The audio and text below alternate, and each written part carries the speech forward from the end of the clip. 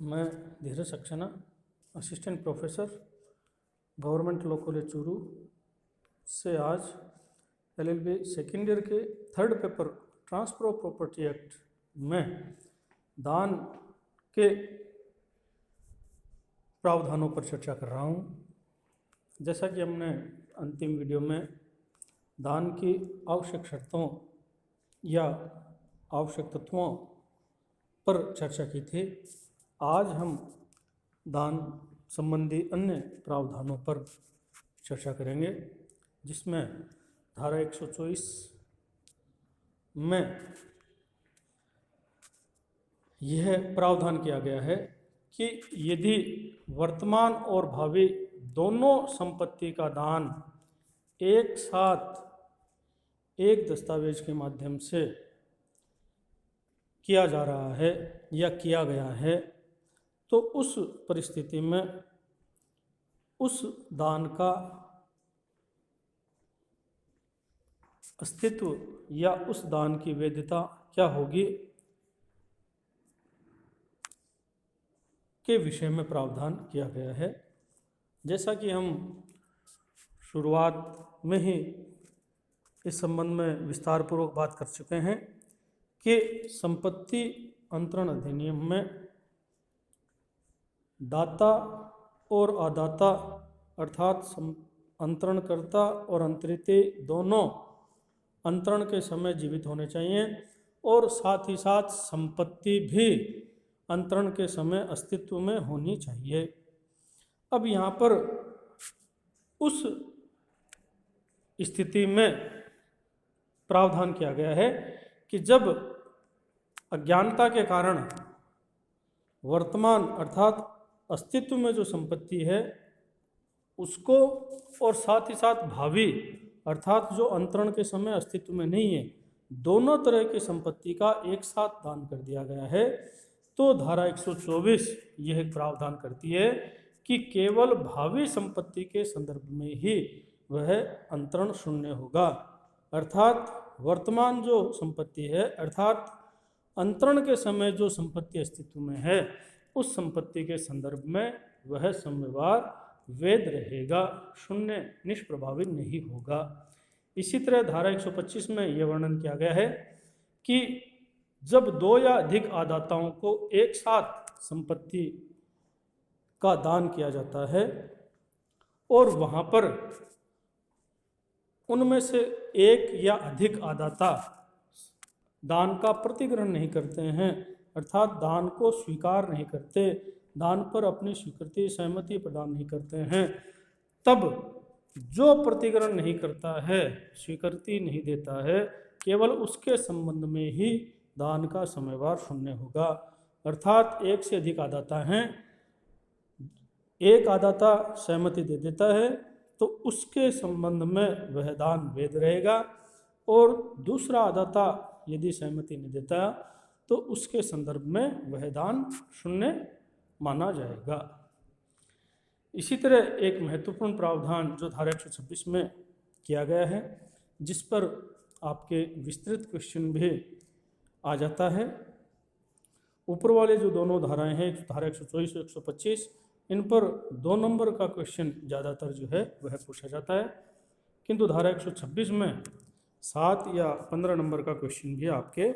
बनाया जा सकता है, जो ये प्रावधान करती है कि दान का निलंबन या प्रतिसरण कब किया जा सकता है। तो सामान्यतया धारा 126 यह प्रावधान करती है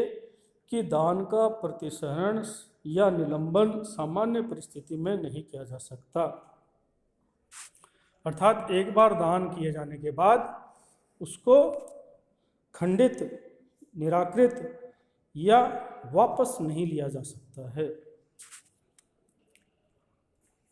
किंतु इसमें यह व्यवस्था भी की गई है कि दाता और आदाता दोनों अगर चाहें तो निम्न में से किसी एक तरीके से वह दान निलंबित या प्रतिसंहरित किया जा सकता है, जिनमें पहला तरीका है करार द्वारा। पारस्परिक करार एग्रीमेंट, जब दान का करार हो रहा था उसी समय अगर वे दोनों पक्षकार किसी विनिर्दिष्ट घटना के घटित होने के आधार पर अगर दान के निलंबित या प्रतिसंहरित होने की शर्त भी तय कर लेते हैं तो वह दान उस घटना के घटित होने पर खंडित या निलंबित किया जा सकता है। लेकिन इसके लिए अनिवार्यता यह है कि वह घटना जो है, जो तय की गई है, वह दाता की इच्छा पर आधारित नहीं होनी चाहिए। अर्थात दाता के कंट्रोल में वह इवेंट या इंसिडेंट जो है वह नहीं होना चाहिए। इसमें एक एग्जाम्पल भी दिया हुआ है जिसमें यह तय किया हुआ है कि दृष्टांत ख को क 1 लाख रुपया ख की अनुमति से अपना यह अधिकार आरक्षित करते हुए देता है कि वह उन 1 लाख रुपयों में से 10,000 रुपये जब जी चाहे वापस ले सकेगा। 1 लाख रुपए का दान किया गया है और यह तय किया है कि 10,000 रुपये वह कभी भी वापस ले सकता है दाता की इच्छा पर। तो धारा 126 के प्रावधान के अनुसार ये जो शर्त तय हुई है वह अवैध है, अप्रभावी है। और 90,000 रुपये के बारे में दान वैध रहेगा, किंतु 10,000 रुपये जो दाता की इच्छा मात्र पर खंडन या वापस लेने की जो बात है वह शून्य और निष्प्रभावी मानी जाएगी।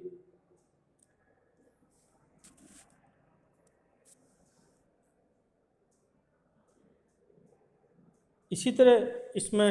एक एग्जाम्पल दिया हुआ है दृष्टांत क,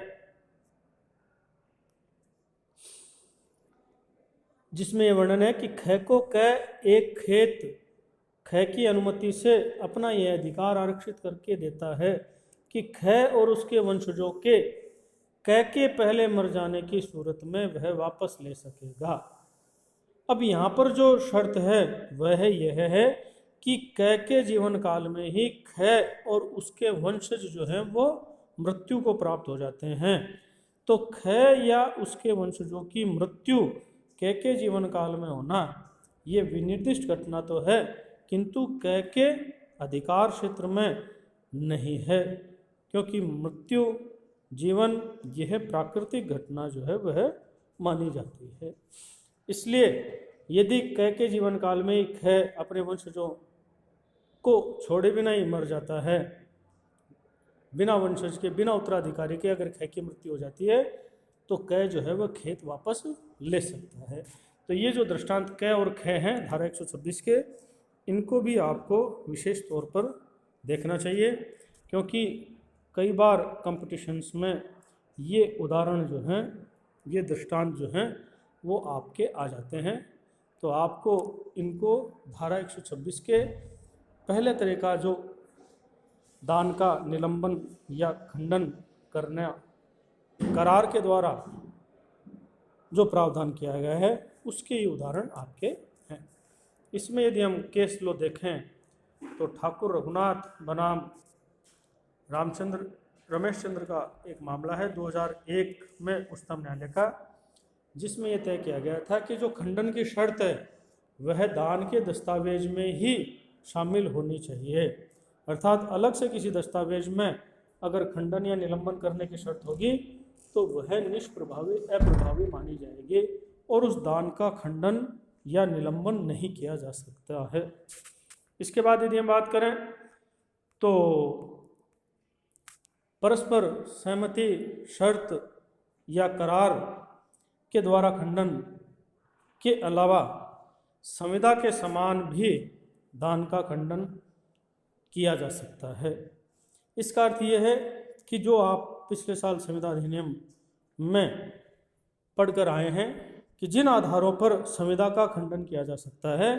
उन्हीं सब आधारों पर दान का भी खंडन किया जा सकता है। यहाँ खंडन का अर्थ है शून्य, शून्यकरणीयता से। सिर्फ एक बात आपको ध्यान रखनी है कि प्रतिफल के अभाव या असफलता को छोड़कर बाकी सारे आधार जो है वो यहाँ पर लागू होते हैं, प्राप्त होते हैं। प्रतिफल की असफलता या अभाव के आधार पर धारा 25 के अंतर्गत जो शून्य किया गया है संविदा को, वो यहाँ पर लागू नहीं होता है, क्योंकि दान के संविदा में प्रतिफल होता ही नहीं है। और जब प्रतिफल होता ही नहीं है तो प्रतिफल का अभाव या असफलता होगी ही नहीं। इसके अलावा जो भी आधार हैं जो आप धारा 15 से लेकर 19 तक संविदा अधिनियम में पढ़कर आए हैं, जिनमें आपके प्रपीड़न, असम्यक असर, मिथ्या विद्वेषण, कपट और दोनों पक्षों की भूल आपके आती है, तो इन 5 आधारों में से किसी एक आधार पर संविदा के समान ही दान का विखंडन, खंडन, समाप्ति की जा सकती है। तीसरा जो महत्वपूर्ण प्रावधान इस धारा 126 में किया गया है वह यह किया गया है कि अगर दान की गई संपत्ति को और आगे अंतरण कर दिया जाता है और वह अंतरिति अगर सद्भावी, सप्रतिफल और बिना सूचना के है, तो उसके अधिकारों पर दान के निलंबन या खंडन का कोई विपरीत प्रभाव जो है वह नहीं होगा। यह प्रावधान हम धारा 41 से लेकर 43, 52, 53, 53 सभी में पढ़ चुके हैं कि अगर कोई सद्भावी, बोनाफाइड, सप्रतिफल, विद कंसिडरेशन और बिना सूचना के अगर कोई व्यक्ति उस संपत्ति को क्रय कर लेता है तो उसके अधिकारों पर कोई प्रभाव नहीं पड़ेगा, नहीं डालेगी। इसके बाद यदि हम बात करें तो एक शॉर्ट क्वेश्चन के रूप में आपके दुर्वर दान के बारे में भी पूछा जा सकता है, जिसको हम भारयुक्त दान भी कह सकते हैं या दायित्व युक्त दान भी हम कह सकते हैं।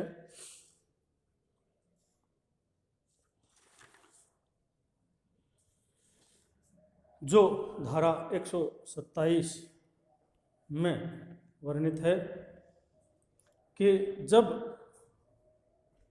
ऐसी संपत्ति भी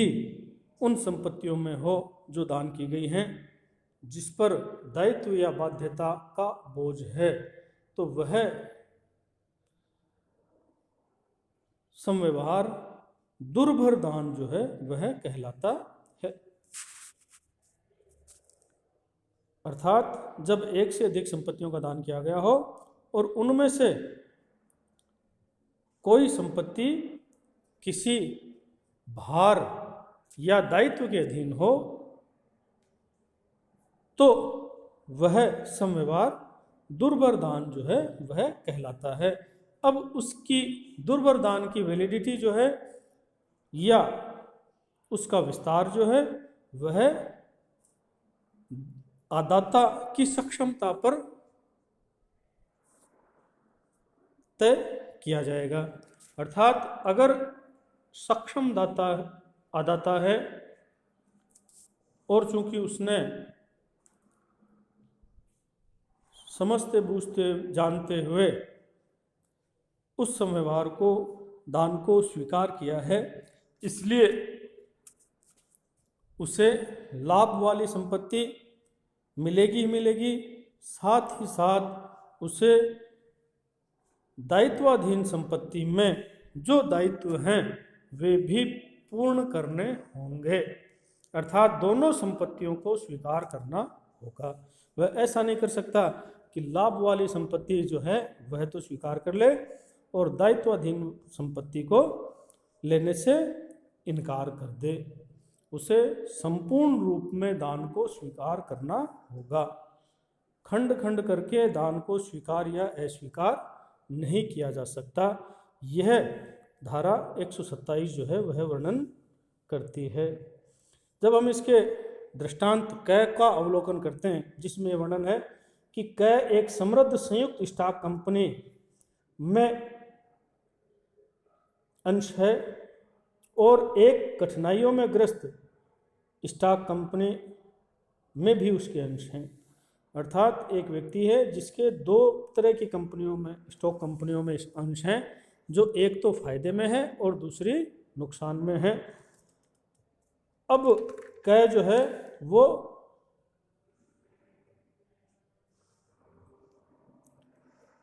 दोनों तरह के अंश जो हैं, शेयर जो है वो अंतरण करता है। तो अंतरिति को दोनों को जो है वो प्रतिगृहित करना होगा। अगर वह हानि वाले अंशों को नुकसान वाले अंशों को लेने से इनकार करता है तो फायदे वाले अंश भी उसको प्राप्त नहीं होंगे। इसी तरह इसका उदाहरण दृष्टांत ख जो है वह यह वर्णन करता है कि कै ऐसे ग्रह का पट्टा ख को देता है जो कुछ वर्षों की अवधि के लिए पट्टे पर उस द्वारा ऐसे भाटक पर लिया हुआ है जिस भाटक को अवधि भर तक देने के लिए वह और उसके प्रतिनिधि आबद्ध हैं, जो उतने से अधिक है जितने पर कि ग्रह पट्टे पर चढ़ाया जा सकता है। अर्थात एक पट्टा पर संपत्ति ली गई और उस पट्टेकृत संपत्ति को अगर किराए पर दिया जाए तो जितना किराया आएगा उससे ज़्यादा किराया जो है भाटक जो है वह पक्षकार ने तय कर लिया।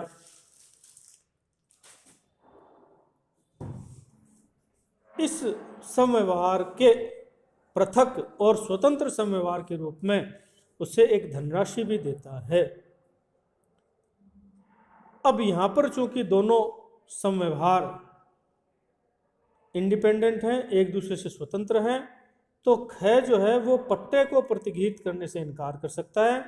और जो धनराशि उसे दी गई है उसको स्वीकार जो है वह कर सकता है। तो अगर दाता सक्षम है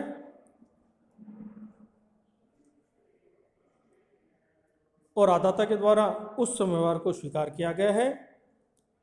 तो उसे फायदे के साथ साथ दायित्व या बोझ का भी, बाध्यता का भी निर्वहन करना होगा। वह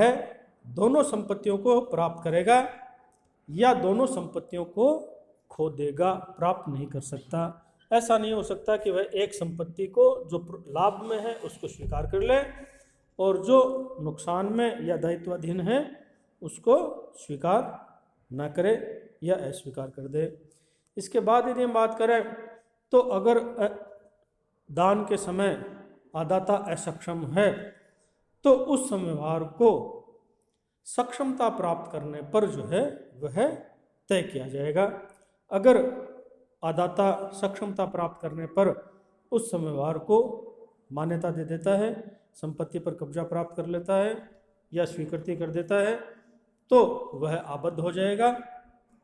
दायित्व को या उस बाध्यता को पूरा करने के लिए। और अगर वह स्वीकार कर देता है तो वह जो फायदाप्रद संपत्ति है वह भी उससे वापस जो है वह चली जाएगी। अब इसके बाद यदि हम बात करें तो इस अधिनियम में शॉर्ट क्वेश्चन के रूप में ही सर्वस्व आदाता को भी पूछ लिया जाता है। यूनिवर्सल डोनी, तो यूनिवर्सल नाम सर्वस्व से ही जाहिर है कि एक व्यक्ति जो अपना सारा कुछ, सभी कुछ, संपूर्ण संपत्ति का जब दान कर देता है, तो वह जिस व्यक्ति को संपूर्ण संपत्तियों का दान कर रहा है, वह आदाता जो है, वह सर्वस्व आदाता जो है, वह कहलाता है। धारा 128 में यह वर्णन है कि आदाता द्वारा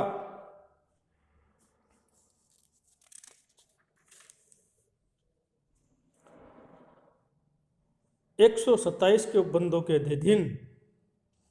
जहां दाता पूरी संपत्ति का दान करता है, वहां आदाता दान के समय दाता के सब शोध्य ऋणों और दायित्वों के लिए भी व्यक्तिगत रूप से समाविष्ट संपत्ति के विस्तार तक दायी है।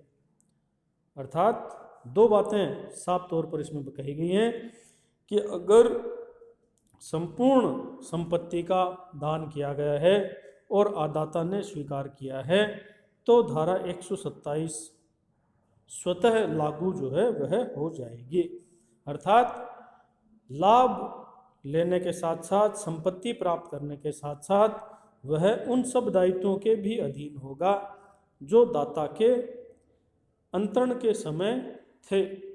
जैसे कोई ऋण बकाया है तो ऋण आदाता को चुकता करने होंगे, और अगर कोई दायित्व, कोई बाध्यता अंतरण के समय जो दाता पर थी, वह भी आदाता में ट्रांसफर हो जाएगी ऑटोमेटिक। किंतु वो जो दायित्व है, वो जो बाध्यता है, उसका विस्तार जो है वो केवल मात्र संपत्ति के मूल्य तक ही होता है।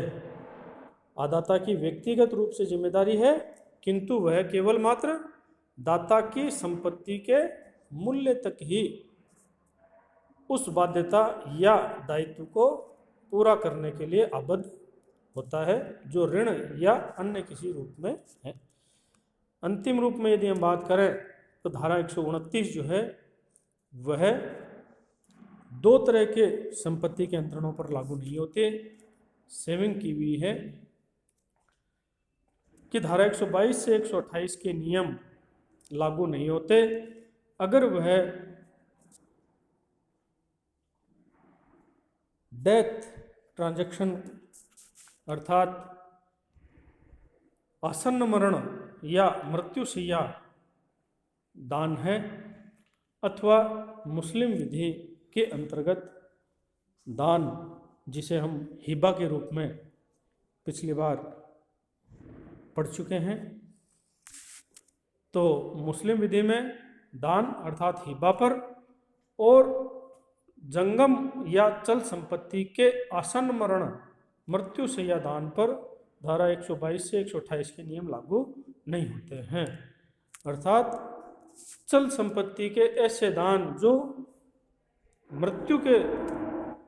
समकालीन किए गए हों, मृत्युशैया पर किए गए हों, मर्जुल मौत पिछली बार आपने विस्तार पूर्वक मुस्लिम विधि में पढ़ा है, वही कंसेप्ट यहाँ पर लागू हो रही है। धारा 122 23 खास तौर पर, क्योंकि उसमें ये कहा गया है कि पंजीकरण की अनिवार्यता, तो चूँकि मुस्लिम विधि में केवल मात्र कब्जे के परिधान से हिबा पूर्णता को प्राप्त कर लेता है, इसलिए यहाँ पर यह तय किया हुआ है कि मुस्लिम विधि में हिबा के प्रावधान पर यह दान संबंधी प्रावधान लागू नहीं होंगे। वहाँ पंजीकरण की रजिस्ट्रेशन की आवश्यकता नहीं रह जाती। और दूसरा, जंगम या चल संपत्ति के आसन्न मरण मृत्युशैया दान पर 122 से 128 के नियम लागू नहीं होंगे। हफीजा बीबी बनाम शेख फरीद के केस में 2011 में उच्चतम न्यायालय ने यह निर्णित किया है कि हिबा का पंजीकरण जो है वो आवश्यक नहीं होता। तो ये कुल मिलाकर आज हमने चर्चा की जो दान के कुछ विशेष प्रावधान, जिनमें ये अधिनियम के प्रावधान 122 से 128 तक किन पर लागू नहीं होते? सर्वस्वादाता की परिभाषा, दुर्वरदान और संपत्ति का दान का निलंबन या प्रतिशयन कब किया जा सकता है, और दो या अधिक व्यक्तियों आदाताओं में से जब कोई एक स्वीकार नहीं करता है तो केवल उसी के संबंध में शून्य होगा, और जब वर्तमान और भावी दोनों संपत्तियों का दान एक साथ किया जाता है तो केवल भावी संपत्ति का दान ही शून्य होगा। विषय पर हमने आज चर्चा की। अगले वीडियो में हम एक विषय जो अंतिम प्रोविज़न है उस पर चर्चा करेंगे। धन्यवाद।